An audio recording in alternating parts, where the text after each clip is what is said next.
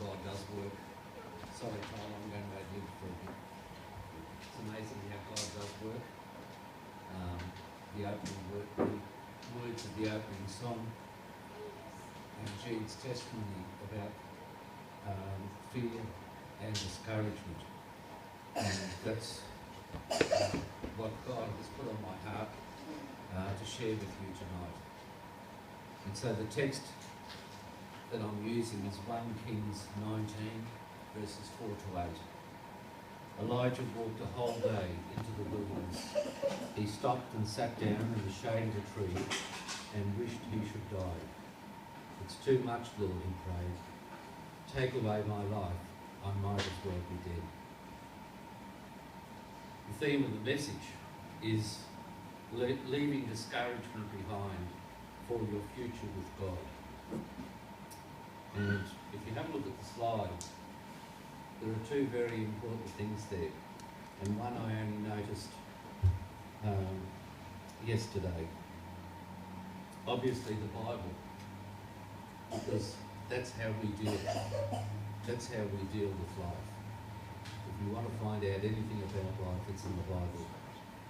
And the water in the background reminded me of baptism, because that is the beginning of our journey with God. And it's a two-way street, his commitment to us and our commitment to him. I've gleaned some of my personal journey into this message tonight. Despite the battles, God blessed me with moments of silence and peace to understand more how he never abandons anyone, especially in times of trial. It's true, everybody gets discouraged and down at times. More than ever before, psychologists treat people for depression, despair, doubts, and discouragement. Did you notice that those 4 words all started with D? And I'll come back to that point later. What gets us down varies from person to person. What may be a difficulty for you may not be a problem at all for others. But when discouragement hits us, it seems that we are in the middle of a giant problem. Everything seems a terrible mess. There's no way out. We think we are alone because nobody else understands exactly how we feel. We lose perspective, and so our problem looms larger and more consuming than it should. Such a person was God's prophet, Elijah. Now, if you know anything about Elijah, he was a man who certainly knew the power of God changed and changes lives. So it comes as a bit of a surprise when we hear that he had become so down and discouraged that he wanted to die. Elijah knew God's power. Remember how, and this is from 1 Kings chapters 18 and 19, 17, 18 and 19, for those who may want to have a look at it later. Elijah prayed for rain, and God relieved the suffering brought about by a terrible drought. Elijah, through the power of God, kept a widow and her son from starving by always keeping food in the cupboard throughout the famine. Elijah restored a young boy to life again. He lived at a time when even the people of God were bowing down to the Canaanite god Baal. He had challenged the Baal worshippers to set up a sacrificial altar and to call on Baal to set it alight. And guess what? Nothing happened. No fire, nothing. So after about 7 or 8 hours, Elijah set up an altar, doused his sacrifice with water. He called on God to light his sacrifice.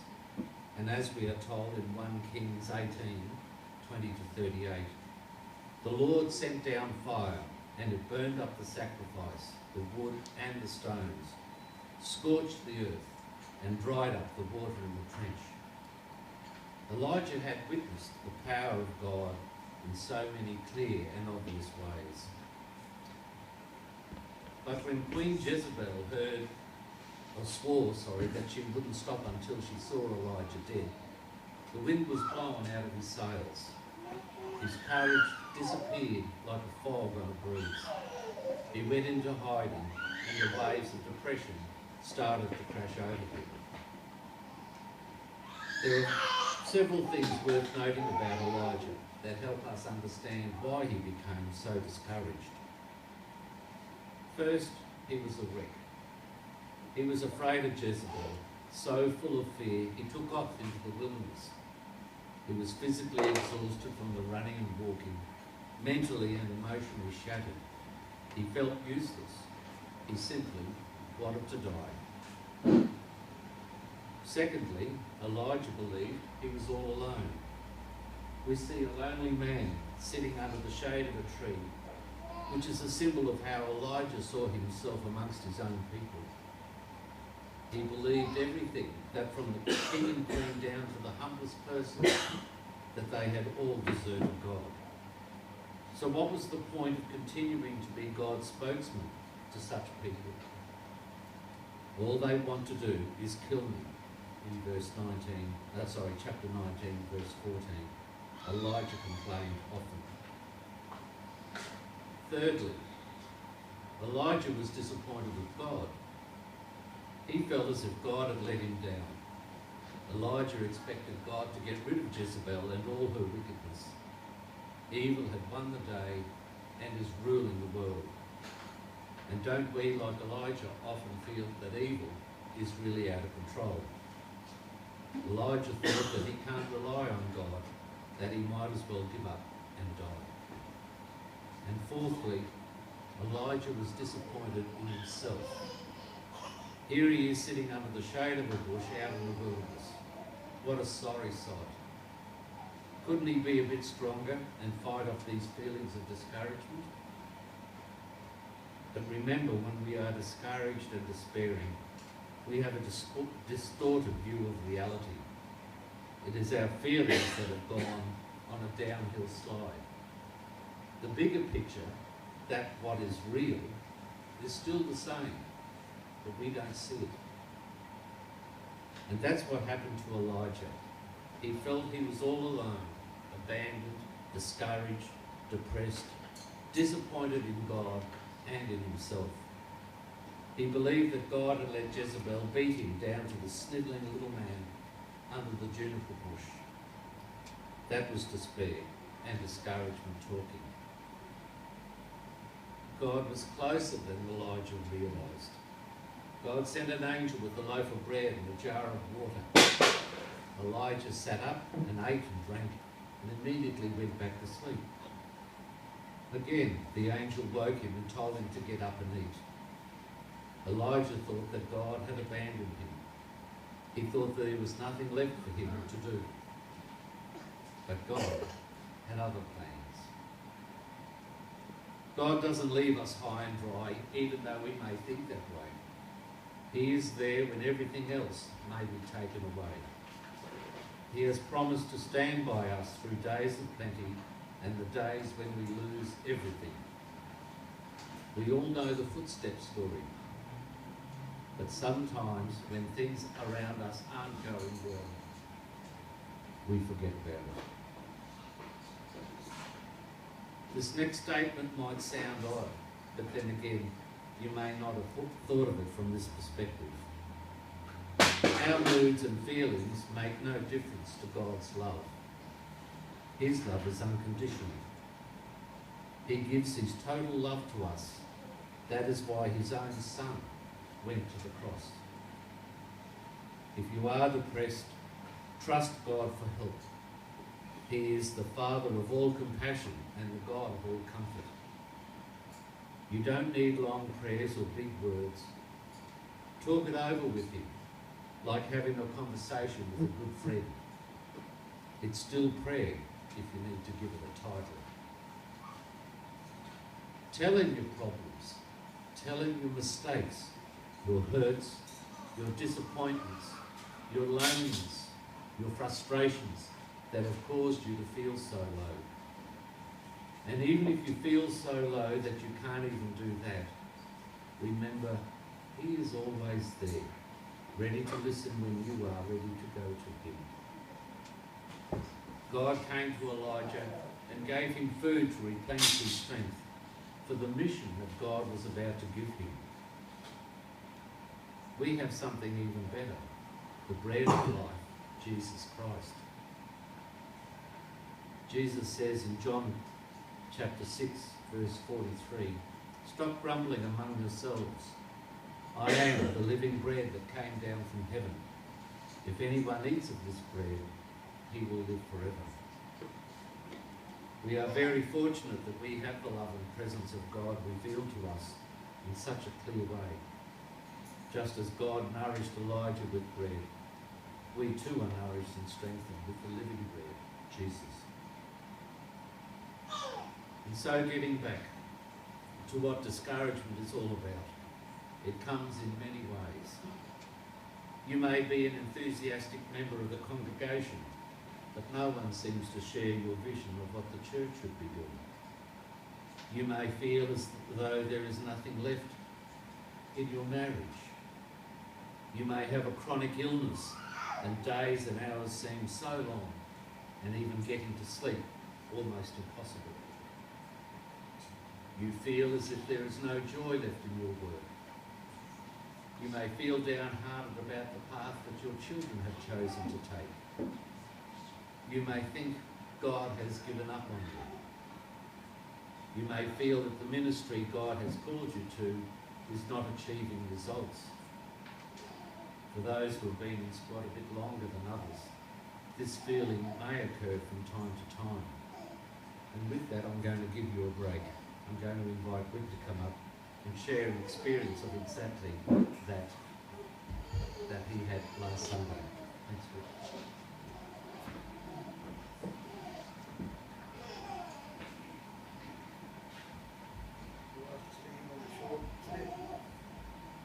Hello everybody, my name is Wick.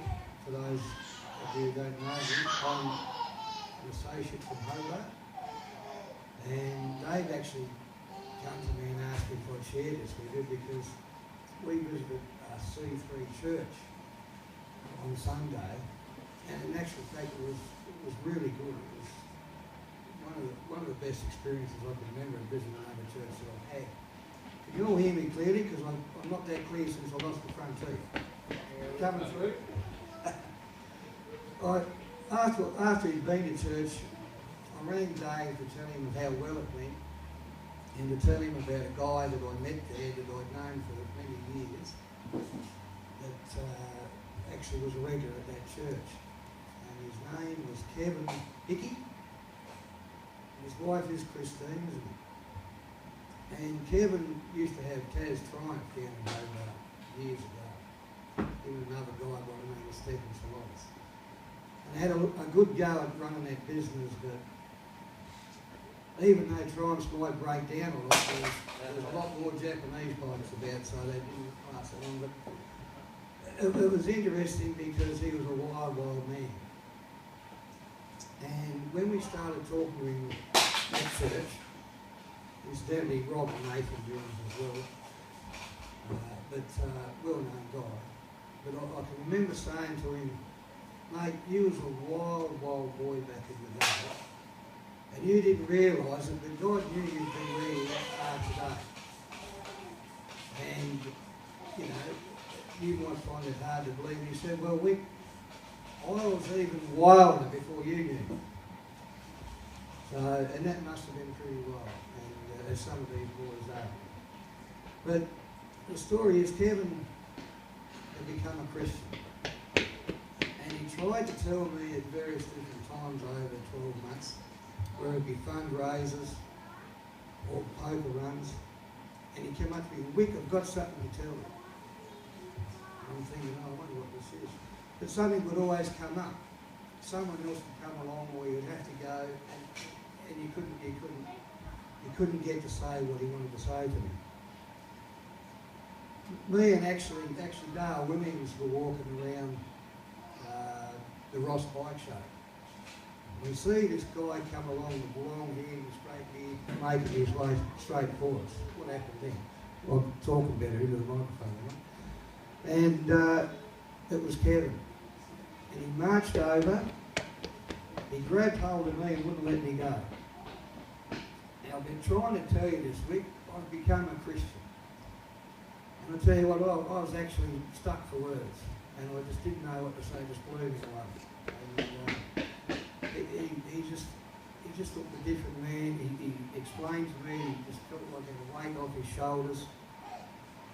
And it really was terrific. And Christine, you know, that was, I guess, you could say a God squad experience, because he knew we was in squad, he'd seen me in it.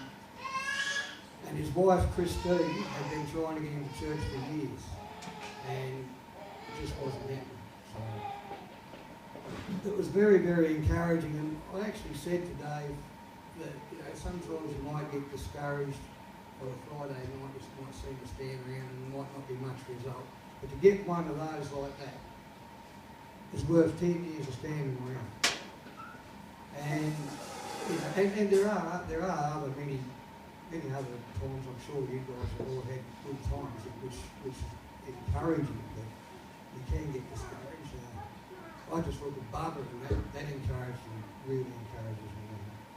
But anyway, yeah, no, they're good stuff. But there's another guy at that church who was a workmate of mine when I was working a while back. I said to say hello to the boys. I knew he was a Christian, didn't know which church he went. It was really a valuable experience going to different churches. But yeah, so no, that was a good experience. Very encouraging. You know, in Christine's case, it was a family member. You know, you can be anybody. You don't have to be in squad or anything like that. You can be to someone doing God's work, an onward Christian soldier, someone that's been struggling to get a family member or a good friend. Just stay in it. Keep working. Keep praying, and yeah. It'll be encouraging in his way. Hopefully. Thank you very much.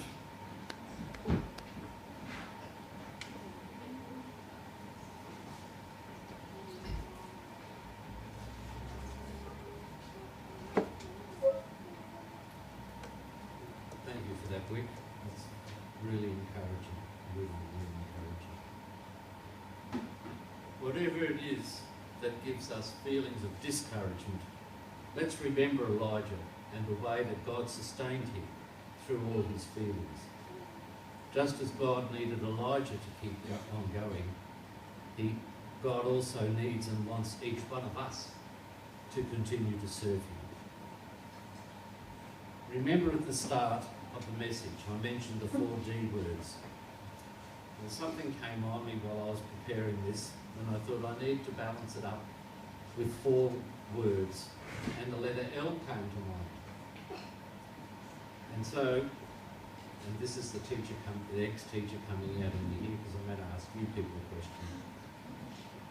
The first 3 that came to me were life, love, learning. Life. All the different experiences that we have about life. The good ones and the not so good ones. Love. Thinking of others before oneself. Unconditional love. Learning. Learning about ourselves each day that we are alive. Learning about others close to us. Learning about others not so close to us, but who impact on us. And what was the 4th L word that I thought of? Life, love, learning. Leverage. No. Lord. Because in that, the first 3 are all combined perfectly. Because these words help inspire us. They help challenge us. They help us to grow as people in God's walk. Just as God cared for Elijah, God cares for us too. Just as God helped and encouraged Elijah, so too he will help you in your time of discouragement. Just as God needed Elijah to carry out God's work, so too he wants you and me to do whatever we can for him. David said it well in Psalm 34, verse 19. The Lord is near to those who are discouraged. He saves those who have lost all hope. So never give up on God,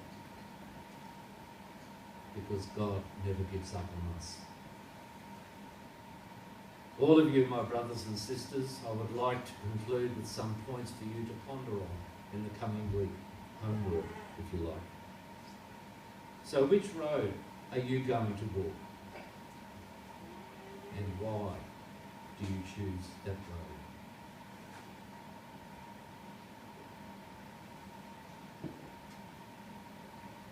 Will you give God a chance to let you be whom He wants you to be? And then do you have the commitment to stay on that journey?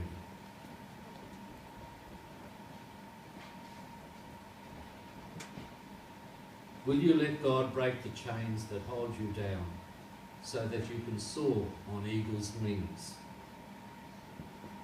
Don't be afraid, because He has you in the palm of His hand.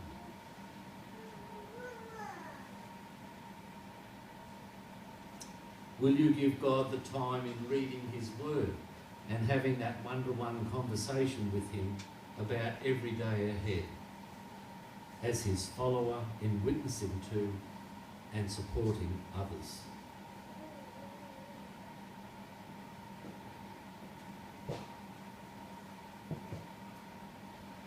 The very first song, again tied in. I'm no longer a slave to fear. I am a child of God. So let us journey together. Come out from under the shade of the juniper tree. Be encouraged and encourage each other. For He really is the way, the truth, and the life.